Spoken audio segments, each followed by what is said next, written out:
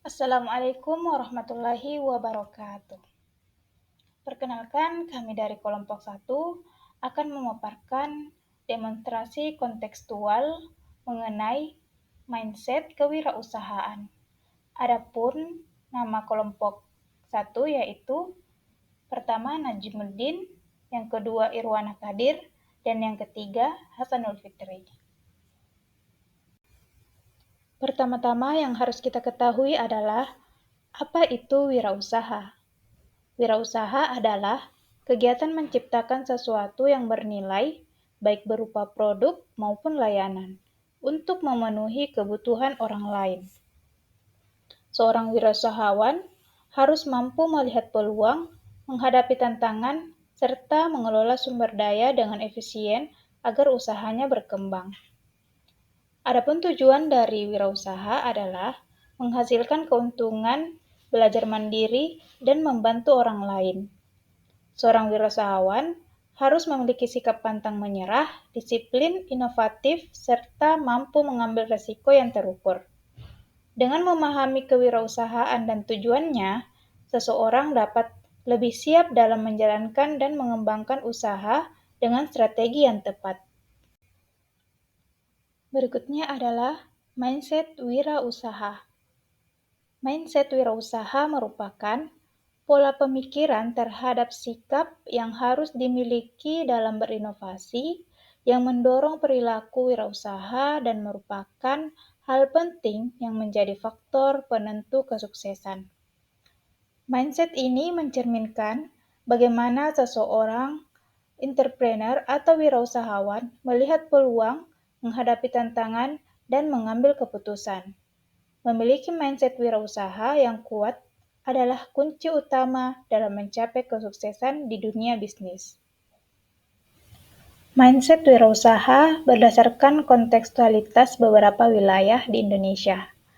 Kami mengambil 2 wilayah, yaitu Makassar, Sulawesi Selatan, dan Sukabumi, Jawa Barat, di mana dua daerah ini memiliki peluang usaha yang besar dari sumber daya alamnya dan juga peningkatan ekonomi yang ada di daerah tersebut. Oke, baik. Berikut merupakan mindset wirausaha di wilayah Sukabumi, Jawa Barat. Jadi, terkait dengan mindset kewirausahaan, sebenarnya hampir di setiap wilayah memiliki kesamaan, yaitu tentang pola pikir bagaimana berwirausaha. Hanya saja, ada beberapa faktor yang mempengaruhi bagaimana pola pikir ini dapat berkembang. Terutama di Sukabumi, ini ada beberapa aspek utama yang mencerminkan bagaimana pola pikir kewirausahaan di Sukabumi.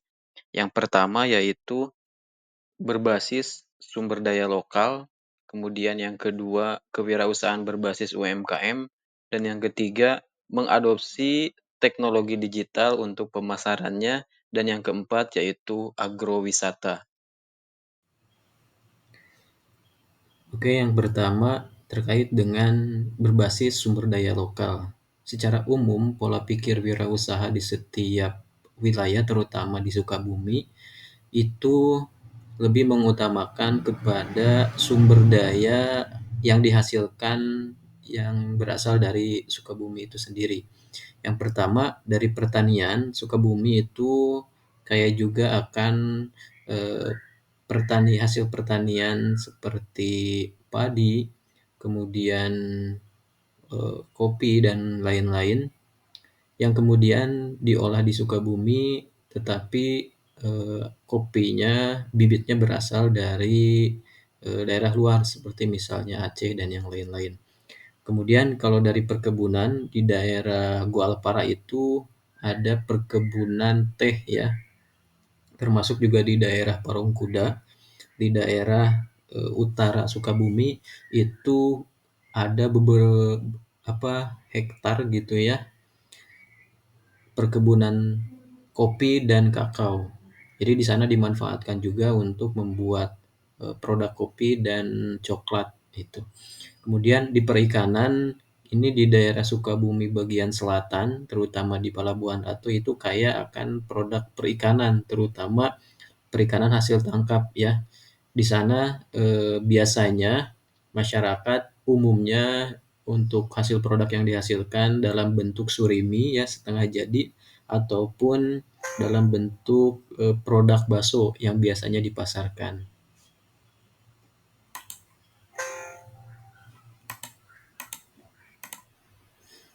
Kemudian untuk mindset wirausaha yang kedua yaitu kewirausahaan di Sukabumi itu berbasis UMKM ya rata-rata gitu ya.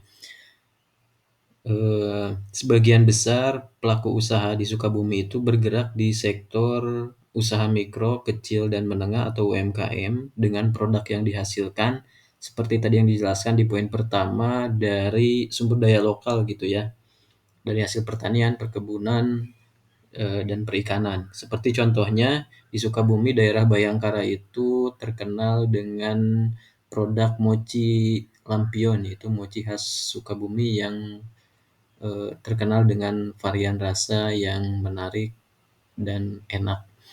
Nah, ini ada satu program dari pemerintah kota maupun Kabupaten Sukabumi terkait dengan kemajuan UMKM, yaitu ada program Sukabumi Kece, di mana dalam program ini pemerintah memfasilitasi masyarakat untuk berwirausaha, mulai dari pelatihan di bidang pertanian, kemudian bidang perkebunan maupun bidang-bidang yang lainnya, sehingga nanti setelah ada pelatihan biasanya pemerintah menyediakan modal untuk bagaimana pesertanya nanti dapat mengaplikasikan berwirausaha dengan modal yang disediakan oleh pemerintah dalam program Sukabumi Kece ini. Ini akan mendukung untuk eh, terbentuknya wirausaha-wirausaha muda ya, terutama bagi lulusan-lulusan yang baru. Kemudian yang ketiga, biasanya wirausaha di Sukabumi itu memanfaatkan atau mengadopsi teknologi digital untuk pemasaran. Nah, lokasi yang strategis antara Bandung, Bogor, kemudian Jakarta ini dimanfaatkan oleh wirausaha yang ada di Sukabumi untuk bagaimana memasarkan produk ke seluruh wilayah di Indonesia melalui yang namanya digital marketing atau social e-commerce gitu ya. Nah, biasanya wirausaha-wirausaha Sukabumi yang bergerak di bidang fashion, mereka membeli bahannya dari Bandung, kemudian diproduksi sendiri di Sukabumi, kemudian dijual melalui sosial media maupun digital marketing. Seperti contohnya di Facebook Ads, di Shopee, kemudian di TikTok, dan yang lain-lainnya. Dan yang keempat yaitu biasanya wirausaha atau mindset masyarakat yang berada di wilayah dataran tinggi gitu ya, biasanya memanfaatkan usaha itu di bidang agrowisata. Jadi kebanyakan mereka membuka agrowisata sesuai dengan apa yang mereka miliki, semacam ada yang agrowisata membuka taman stroberi atau taman jeruk, di mana nanti pengunjungnya bebas memetik buah-buahan itu, kemudian selain itu juga ada tiket atau karcis masuknya gitu ya. Jadi selain menjual produk, kemudian menjual keindahan alam, ada nilai lebihnya gitu. Selanjutnya yaitu mindset wirausaha di daerah Makassar, Sulawesi Selatan. Masyarakat Bugis Makassar dikenal dengan bangsa pedagang atau bahasa Bugisnya yaitu Padangkang. Cukup banyak profesi wirausaha dalam berbagai bidang seperti di bidang kuliner. Dengan karakter budaya seperti itu atau modal budaya, menarik dikaji terkait pola pikir atau mindset wirausaha di daerah Makassar. Pelaku usaha sudah terlihat banyak dengan pola pikir yang bisa melihat peluang, tantangan, dan hambatan, salah satunya di bidang kuliner seperti usaha Coto Makassar. Kewirausahaan dalam konteks kuliner seperti coto tidak hanya berkaitan dengan penyajian makanan lezat, tetapi juga mencakup pengelolaan bisnis, strategi pemasaran, inovasi produk, dan penanganan berbagai tantangan. Adapun strategi pemasaran yang dilakukan yaitu pertama, pemasaran digital dengan menggunakan media sosial seperti Instagram dan Facebook untuk promosi. Selanjutnya itu kolaborasi dengan influencer, dengan cara mengundang food blogger atau influencer untuk mencoba dan mengulas produk. Dan yang terakhir yaitu loyalitas program, yaitu menawarkan diskon khusus untuk pelanggan setia. Sedangkan tantangan yang dihadapi yaitu kompetensi yang ketat karena banyaknya usaha sejenis Coto Makassar di Makassar yang menawarkan produk serupa. Dan yang kedua yaitu fluktuasi harga bahan baku, yaitu harga daging dan rempah-rempah yang tidak stabil. Menurut salah satu pelaku bisnis atau usaha di Makassar, menanamkan mindset harus disertai dengan visi, membawa manfaat sebesar-besarnya bagi orang lain, serta memiliki kemampuan melihat peluang, tetapi tidak ikut-ikutan. Yang paling penting yaitu berani memulai, tidak cepat putus asa, dan konsisten. Setelah kita memahami mindset wirausaha itu seperti apa, selanjutnya adalah bagaimana seorang guru dapat menumbuhkan minat wirausaha pada peserta didik. Ya, untuk menumbuhkan minat wirausaha pada peserta didik, tentunya guru dapat menanamkan mindset wirausaha dengan beberapa cara seperti berikut ini. Yang pertama adalah kita harus mengenalkan konsep berpikir kreatif, inovatif, dan pantang menyerah. Melalui apa? Ini bisa diajarkan yaitu melalui cerita-cerita inspiratif pengalaman nyata. Contohnya mungkin kita bisa mengambil tokoh-tokoh yang sudah sukses berwirausaha ataupun dari pengalaman nyata pribadi guru tersebut gitu. Kemudian yang kedua, menghubungkan potensi lokal dengan peluang usaha. Artinya di sini seorang guru harus dapat menanamkan mengajarkan pembelajaran yang kontekstual dalam artian sesuai dengan kehidupan nyata peserta didik, sesuai dengan potensi lokal yang terdapat di wilayah di mana kita sebagai guru itu mengajar. Kemudian yang ketiga yaitu melatih pengembangan soft skill seperti komunikasi, negosiasi, dan kepemimpinan. Tentunya ini penting untuk kesuksesan dalam dunia bisnis.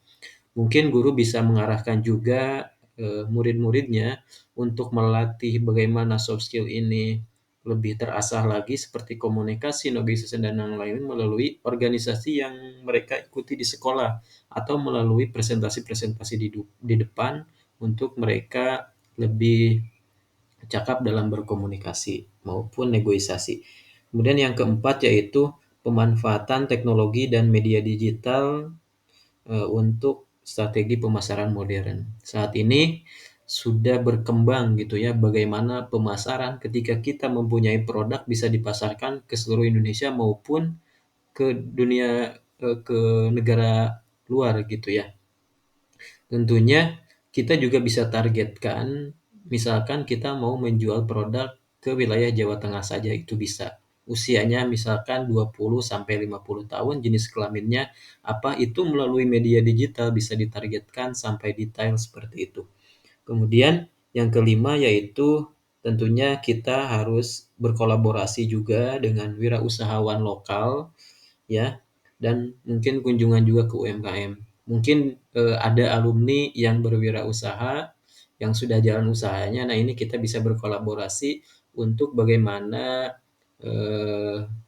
lebih menyederhanakan penjelasan wirausaha terkait dengan alumninya yang sudah berhasil di wirausaha tersebut atau kunjungan ke UMKM-UMKM terdekat. Ya, hal ini tentunya untuk memperkuat wawasan mereka tentang dunia usaha gitu. Nah, kemudian sejauh mana sih pembelajaran wirausaha ini akan berpengaruh terhadap motivasi peserta didik untuk mempelajari wirausaha? Artinya, harapannya setelah mempelajari wirausaha ini, peserta didik dapat mengaplikasikannya, gitu ya. Nah, pembelajaran wirausaha ini memiliki pengaruh besar terhadap motivasi peserta didik dalam mempelajari dan menekuni bidang ini, terutama yang sudah punya minat atau passion dalam wirausaha. Ketika pembelajaran di kelas dirancang secara menarik, kemudian aplikatif dan relevan dengan kehidupan mereka, nantinya peserta didik ini akan lebih termotivasi untuk belajar. Nah, jika mereka diberikan pengalaman langsung seperti contohnya menjalankan proyek bisnis kecil, kemudian mengikuti bazar, atau mengembangkan ide kreatif berbasis potensi lokal, nantinya mereka akan lebih antusias karena merasakan manfaat nyata dari ilmu yang dipelajari. Contohnya setelah mereka memahami tentang mindset pemahaman wirausaha, mereka bisa contoh kecilnya untuk bagaimana mengaplikasikan misalkan berjualan atau membuat produk hasil kekayaan alam yang ada di wilayah tersebut, kemudian dipasarkan di sekolah, terlebih bisa keluar sekolah atau ke masyarakat. Nah, selain itu juga pendekatan yang menumbuhkan kepercayaan diri, keterampilan problem solving, penyelesaian masalah, serta pemanfaatan teknologi dan digital marketing dapat semakin mendorong minat mereka. Artinya nanti dalam pemasarannya mungkin tidak akan terlalu capek seperti manual atau mengeluarkan budget untuk sewa ruko ataupun tempat usahanya. Ini nanti bisa dipasarkan melalui digital marketing dan bisa dikontrol secara jarak jauh. Nah, tentunya ini akan mendorong siswa untuk mengeksplorasi wirausaha sebagai peluang untuk masa depan mereka. Selanjutnya yaitu bagaimana cara memotivasi peserta didik untuk melakukan kegiatan wirausaha. Agar peserta didik termotivasi untuk melakukan kegiatan wirausaha, sebagai seorang guru kami akan menciptakan pembelajaran yang menarik, aplikatif, dan relevan dengan kehidupan mereka, seperti menanamkan mindset wirausaha, menerapkan pembelajaran berbasis proyek, menghubungkan pembelajaran dengan potensi lokal, membimbing dalam strategi pemasaran digital, memberikan tantangan bisnis, dan melibatkan praktisi wirausaha. Baik, selanjutnya yaitu aset atau sumber daya apa yang harus dimiliki agar peserta didik tetap semangat menjalankan kegiatan wirausahanya.